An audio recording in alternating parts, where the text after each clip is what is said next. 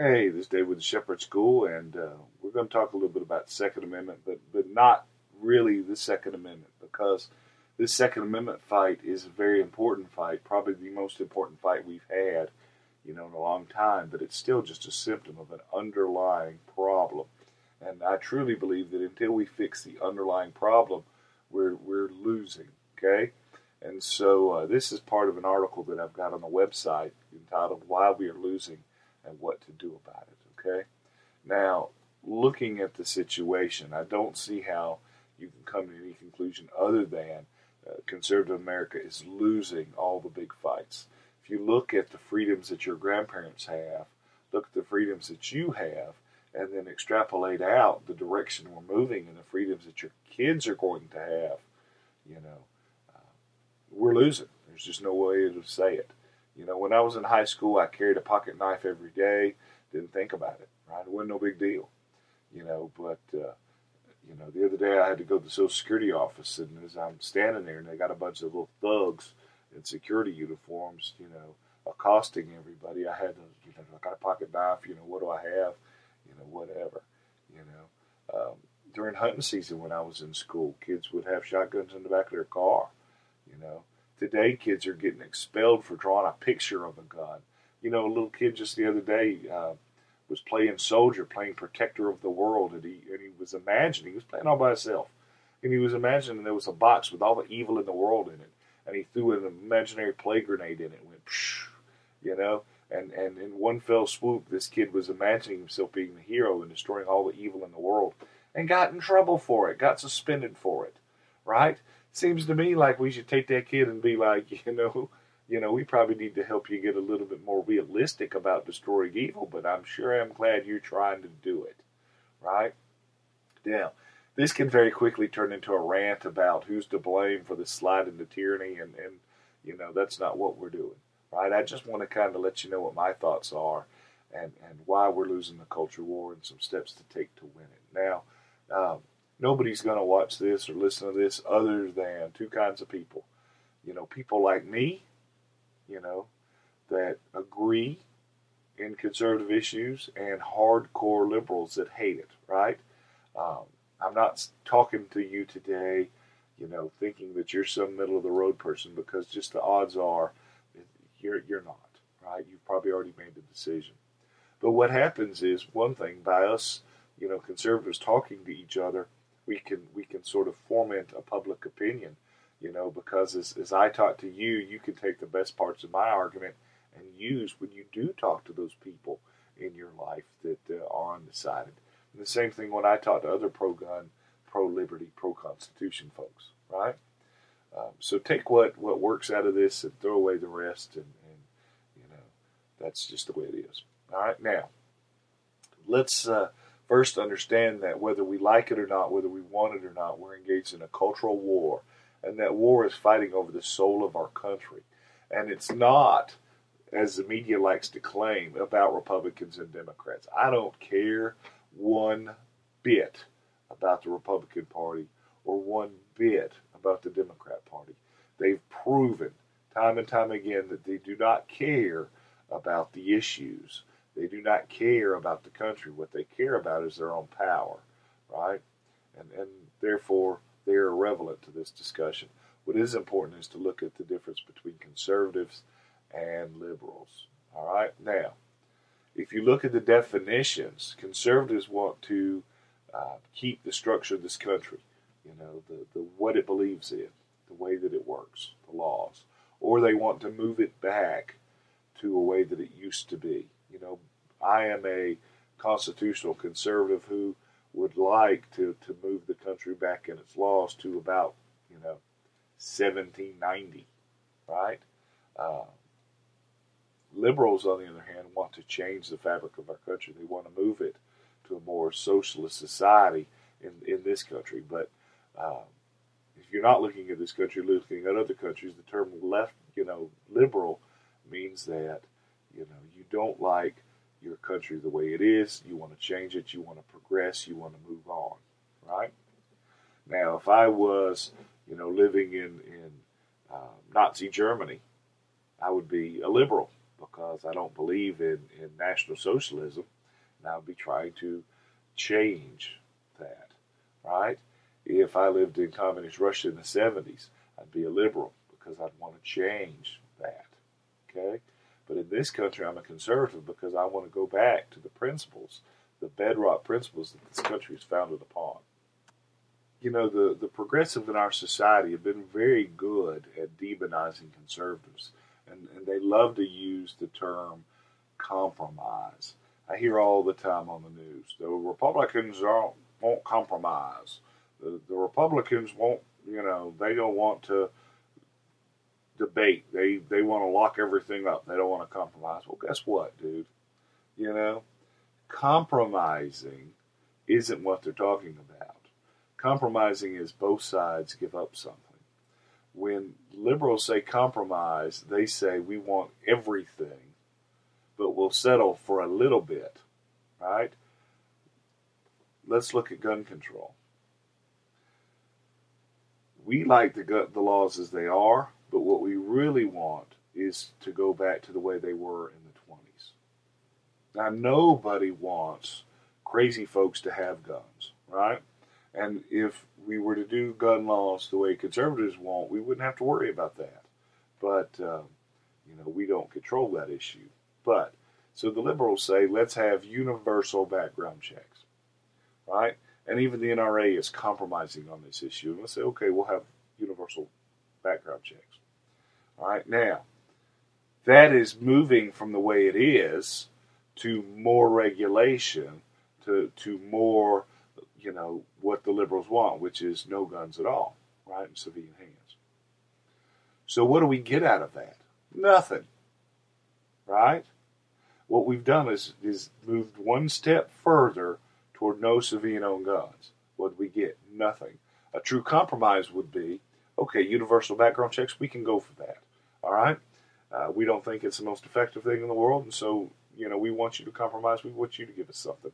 How about we repeal the provision for post-86 machine guns, right? So people that have had the background checks, they paid the $200 tax, they've went through the investigation process, they can now buy modern manufactured, Class 3 guns and not have to rely on M16s built in 86 and earlier, right? That would be a compromise. Give us a little, we give you a little. But that's not the way it works. And so I would just say to you, any time conservatives compromise, they're losing, right? Now, we're gonna take heat for that, but guess what? They hate us anyway. There's nothing about the way we believe that liberals will sacrifice if they can get rid of it. They don't want it. They don't believe what we believe, right? So every compromise a conservative makes is an area where a conservative loses, all right? Now, the Constitution is very clear on its intent, right? The Declaration of Independence clearly says, that we get our rights, our inalienable rights, from our Creator. Right? Those rights cannot be taken away from us. And the Constitution didn't even mention those rights because it was just understood. It was just, like air that you breathe. Of course you have rights. You're human, right? Now, some very smart folks foresaw some things. And I hear all the time, the founders couldn't have foresaw whatever. They couldn't have foresaw the technology, but they foresaw human nature evolving and changing, right? The weakness inherent in our species, and so they wrote these things down, and it was kind of like, that's just why even waste the paper? Everybody knows that. That's simple, But they knew that nothing was understood under law, that sometime would come, and if they didn't put it down, they'd be stolen, and that's what's happening. People are trying to steal our civil rights. But if you look at the wording, and then you go ahead and realize that was the wording of the 1700s, and you look at the definitions of today, you'll see that what they're talking about isn't hunting. And so I'm going to take the Second Amendment and kind of put it in more modern terms, okay? The Constitution of the United States clearly proclaims that well-trained and disciplined armed citizens are vital to the security of a free country, and so the right of the citizenry to own and carry firearms should not be limited or undermined, right? Because well-regulated means well-trained and disciplined. Militia means citizens carrying military-style arms. Well-trained, well-disciplined, following the law, armed. Vital to the security of a free state. That's a free country, right? The right of the citizenry to keep and bear arms, own and carry, shall not be infringed. That's limited or undermined. Now, we hear the terms of responsible gun laws and closing loopholes. Everybody says it, and even the NRA supports gun control legislation, so they can be seen as willing to compromise and to be seen as a player. But tell me how more laws limiting the citizenry to own guns brings us more in line with the Constitution. It does not. Every infringement upon the Second Amendment takes us farther away from the Constitution. Now, like I said, gun control is just a symptom, and we'll come back to that, right?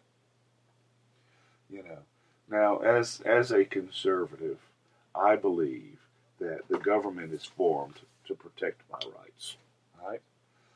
That I am sovereign, and the government is there to serve me, okay? And it's not just me, but everybody. And that I can ask for things from the government that is taken from someone else. Because I don't have a right to take from someone else. And nobody has a right to take from me. And the government's purpose is to ensure that nobody's taken from anybody, right? More than what is absolutely necessary, to keep us safe from foreign invasions, right? And because of those beliefs, I don't want to force people to do things that they don't want to do. I don't like, abortions. I don't like homosexuality. I don't like half of the things that I see, in society today. But I don't think it's my right to tell you how to live your life, because I'll be darn sure you can't come to me and tell me how to live mine, right? I think it's the government's role. And so I don't join a bunch of advocacy movements. I don't make a lot of noisy complaints, right? I don't bug my politicians every day. Now, I probably should, and we'll talk about that in a second. And most conservatives, I think, are the same way. There's a lot of things that we don't believe in, but more importantly, we believe in individual rights, so we don't push it. But liberals, because they believe in state-supplied rights and not creator-endowed rights, they believe the government is a solution to the problem. And because of that, they're more willing to band into groups to organize and protest and advocate toward government solutions. Not just political, but also social. And because of that, they have the support of the politicians because they're more willing to support the politicians, right? Politicians doesn't want to be seen as an employee. Wants to be seen as a master, right? You talk to them in the language that they like, obviously they're going to like you, right? And the media too. The media needs that advocacy. It needs that organization and the protesting and all those things. And all that together gives the liberals more of an ability to frame the language used. Like I wrote in my terrorism versus, chess versus checkers article. Words have power. And when we call terrorists things like jihadi, meaning holy warrior, instead of musidun, which is an evil doer that engages in unholy warfare, which means unholy warrior. We're proclaiming that Islamic-based terrorism is a just tactic for a holy cause. Now, some people understand the language, some people don't, right? But, if you see a terrorist act and you go on TV and say, these guys blew up somebody, these holy warriors killed this man today, right? Then it seems like you're admitting that their cause is just, especially when you're framed as the great Satan. If the most evil person, if Hitler comes on and says, these freedom fighters came in and shot up some of my SS troops, basically the idea is he's admitting that the other guys are fighting for freedom. He knows he's evil, and it gives more of a psychological boost to the enemies, right? Especially when you got folks who don't understand, that don't have the access to entertainment and information like we do. People that are illiterate in some of these foreign countries, and that's all we hear is we're evil. And then we basically are admitting it by using the word jihadi. Like, see, they admit it. And so we lose, right? If we were to call up evil warriors, at least you'd have to be like, well, why aren't they agreeing with us? What changed, right? And that creative use of words we also call political correctness. And it's a weapon that the left very effectively wields against us. Pro-choice sounds so positive. Assault weapons sound so evil, right? We just want to close the gun show loophole. That sounds reasonable, right? It sounds a lot more reasonable than what it is, which is national gun registration, right? Now, it's very well known in lawyer circles, first-year law school concept. When the facts are on your side, argue the facts. When the law is on your side, argue the law. When neither the facts nor the laws on your side, attack the credibility of your opponent. What do the liberals do? They're all the time calling us names, right? For decades, liberals have attacked the credibility of the conservative. And it's stuck, right? Progressives don't attack conservative causes based upon the utility of the idea, the validity of the argument. All they do is say that conservatives are evil or stupid or selfish or racist, right? Look at Allen West. You look at his history, I would have loved to have served with him. I think that he's a very honorable man. What do? They do all sorts of racist videos about him. It's crazy. Somehow as conservatives we've been labeled as selfish racists that love guns and hate science, and it offends me. It makes me angry. Somebody the other day were like, "You're awful angry about this." Well, I am. And it's a justified anger. You're trying to steal my rights. You're lying about me. And it's not this that you're lying about me. People lie all the time. But it's a lie that traps the people that believe it into servitude and dependence. Right? Republicans are racist. And Lincoln gets the credit for ending slavery. But Lincoln was a Republican. It was Republicans that passed the Civil Rights Act. It was Democrats who stood in the doorway of schools and sick dogs on kids trying to get an education because they were black. And when you tell that to a liberal, oh, those were Dixiecrats. I don't give a flip where they're from. Were they not Democrats? Right? Who came in and stopped it? Republicans. Now, like I said, the Republican Party has strayed far away, from its original constraints. Same as the Democrats. Basically, the Republican Party of today is a watered down version of what it's supposed to stand for, right? But the idea is these people's party, their main party, because most liberals are Democrats and most conservatives that vote are going to vote Republican, and it's not because either side really does their cause, but that is what we identify with. The party that these guys agree with is the party of racism. That traps people into cyclical poverty by teaching them, educating them away from personal responsibility, right? Which is evil.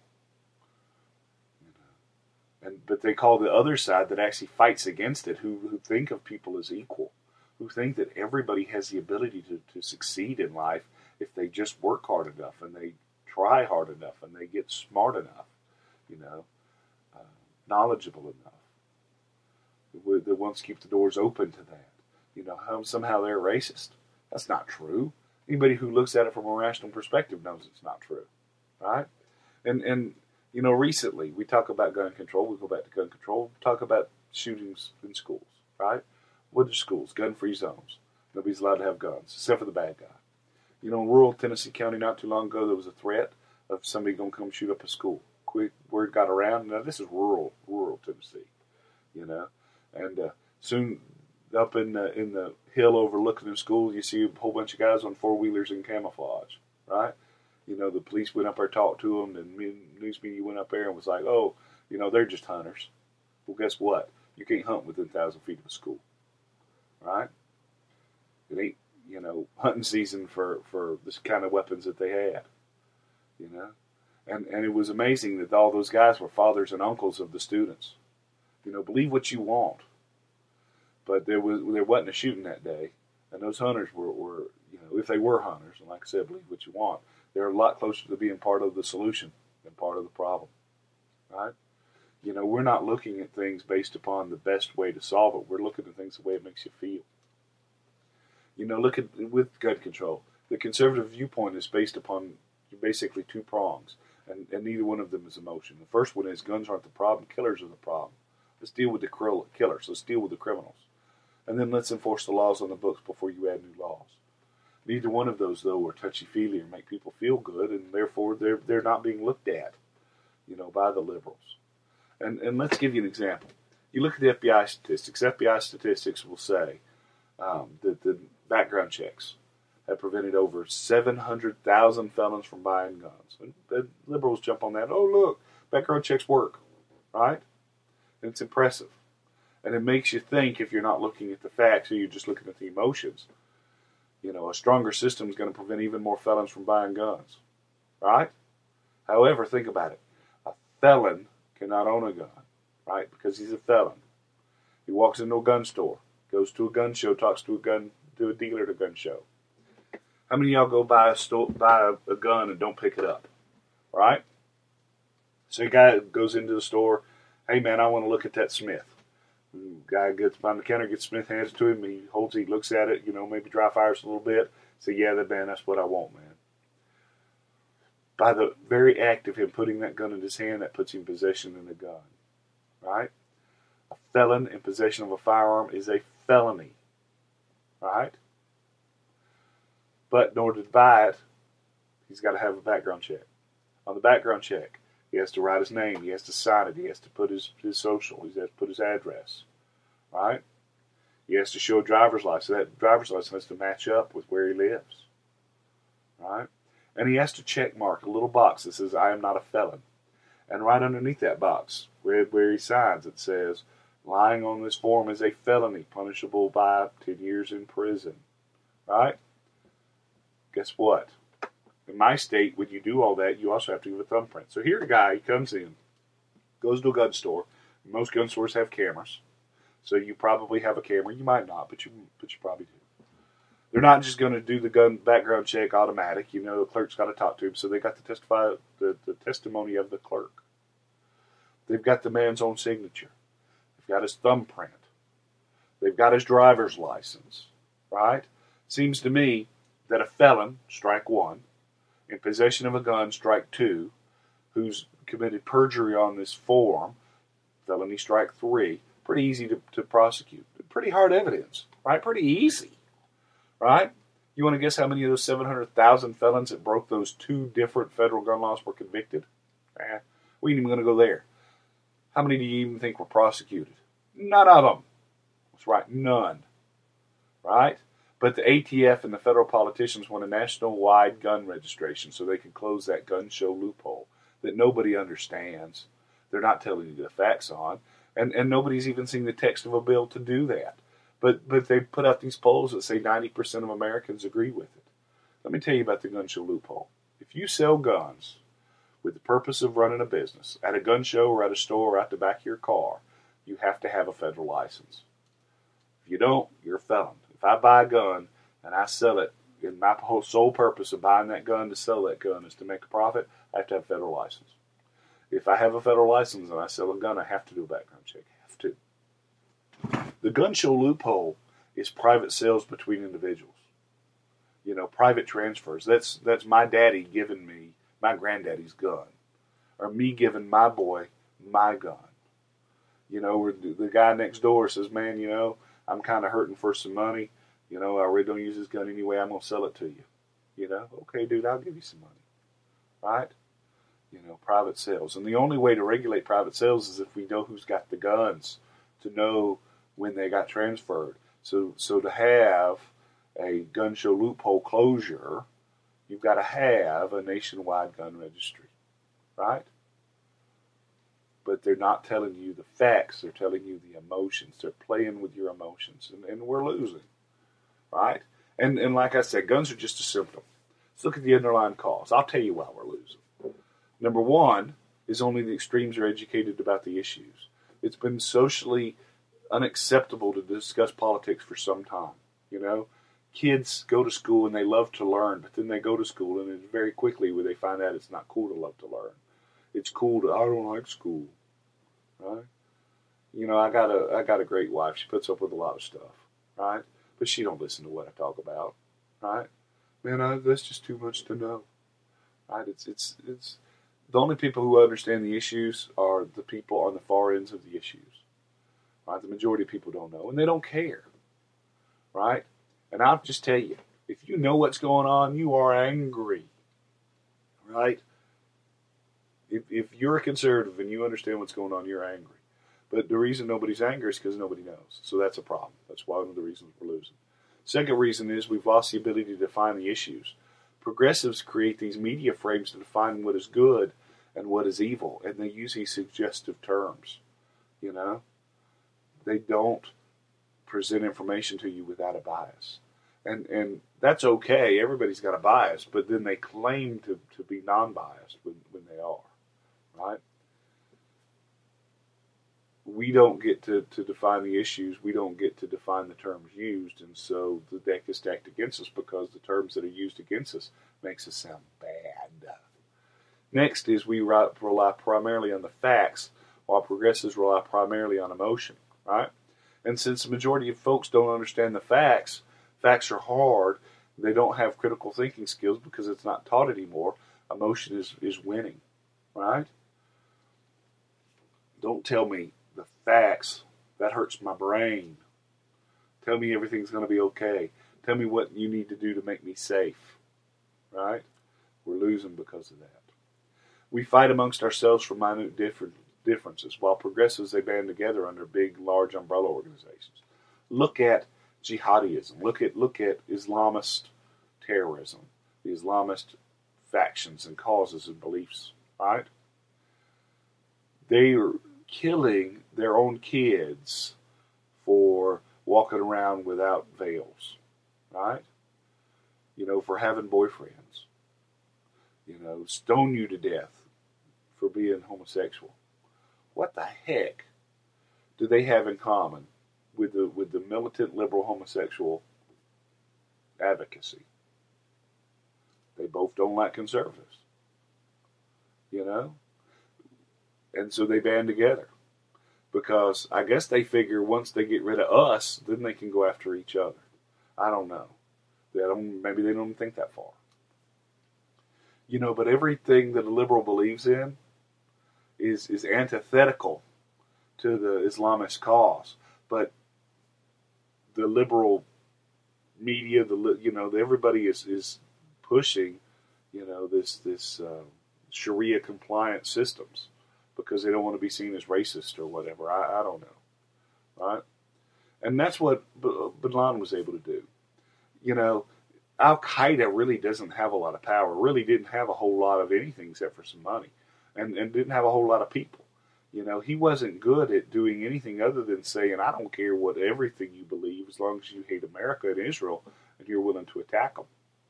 You know, he was able to form an umbrella organization that was able to create partnerships from people who did not agree on anything other than their hatred for us, right? You know, I don't like Yeager, and I don't get along, I don't have a lot in common with David Sardi, right? But either one of those two guys are head and shoulders more my friends and allies than anybody else that's anti-gun, right? I may disagree with the way that they do things, and I probably shouldn't have called their names out, but hey, whatever, But instead of busting out each other, and I think that's kind of what Yeager was trying to say in that I'm going to kill people video part 2, that Second Amendment guys can't afford to be on the sidelines, right? So we fight amongst ourselves for minute differences. I don't care if you call it a clip. I don't care if you call it a magazine. As long as y'all both know that's how the bullets get in the gun, right? Next thing is we allow ourselves to be distracted. You look at Obama's shotgun picture, right? The choke's off. His point of aim is off. The gun may be a little bigger, in ratio to his body than what it should be. Or the date of the picture's kind of weird, right? But who cares? It could be real, it could be photoshopped. Whether it's real or not doesn't make him pro-gun. He could shoot skeet twice a day, every day, and still believe that citizens shouldn't have guns. Right? You know, Rosie and all those anti-gun folks have security guards. They're around guns more than I am. Because I'm not allowed to carry guns in at my workplace or other places. But these politicians do. They're around guns 10 times more than me. They don't like them. Right? So let's not be distracted about stupid stuff like that. Who cares if it's Photoshopped? We all know he's a liar. Right? And then we allow the liberals to eat their cake and own it. You know, they talk about civil rights as being this impenetrable barrier, but only for things that they like. Only for the First Amendment, only for the Fifth Amendment, but not for the Second or the 10th. Right? We allow them to make up rights like universal health care and then infringe upon the enumerated rights that are written down in the Constitution for everybody to see. You know, when one of their politicians gets caught having an affair, that doesn't have anything to do with his ability to govern, right? But then when our guys do it, and that's horrible, look at, he's a liar, right? When we find hypocrisy, we need to yell it out, right?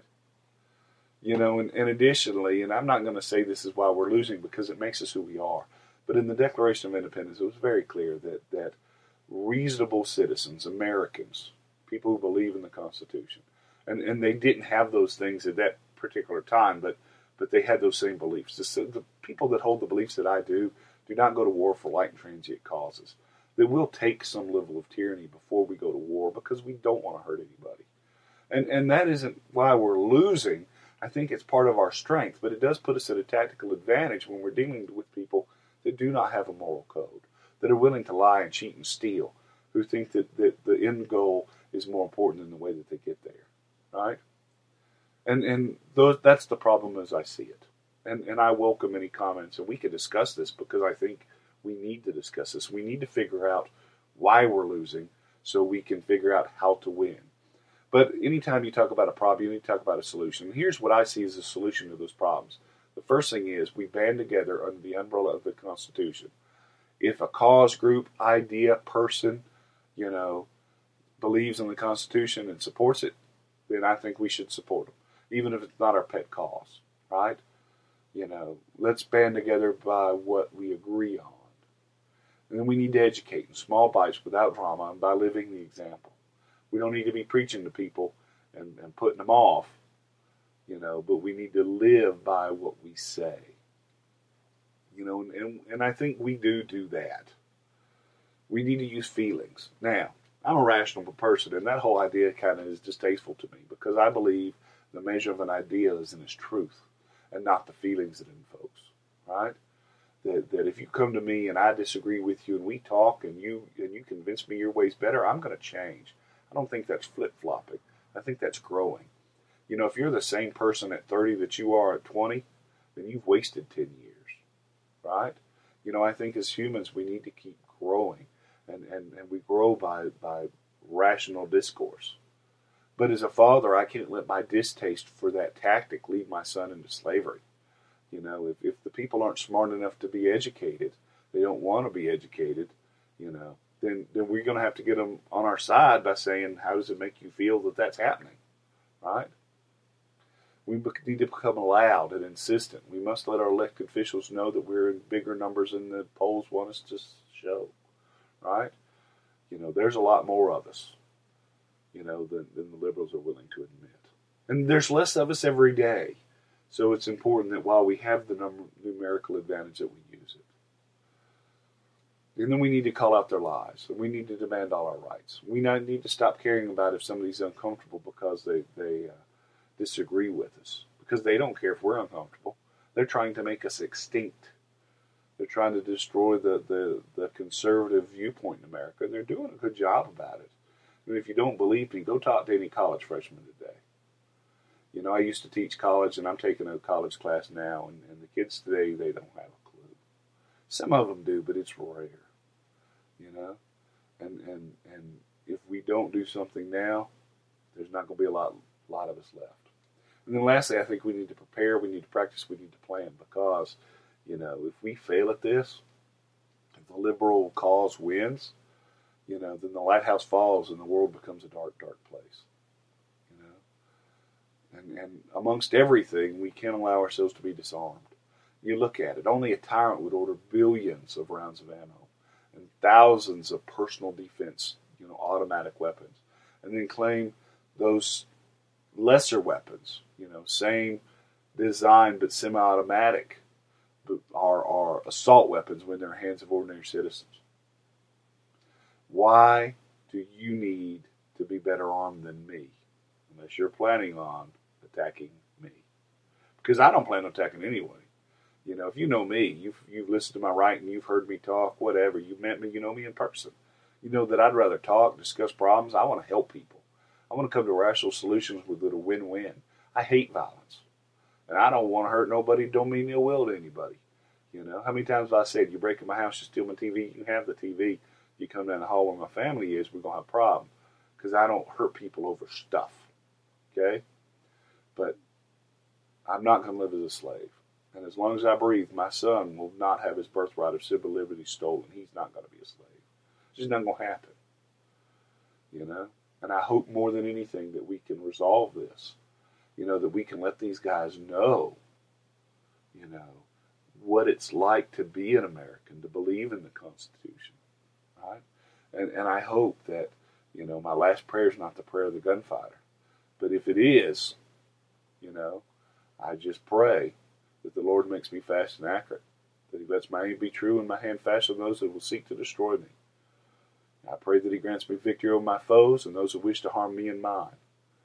Let not my last thought be, if I only had a gun. And Lord, if today is truly the day that I die, let me die in a pile of brass. Right? I don't want to fight. Not at all. And I don't think it's time to fight. Not in that manner.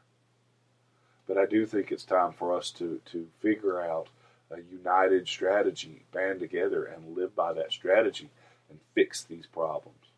All right? So anyway, that's all I got to say. And talk to you later.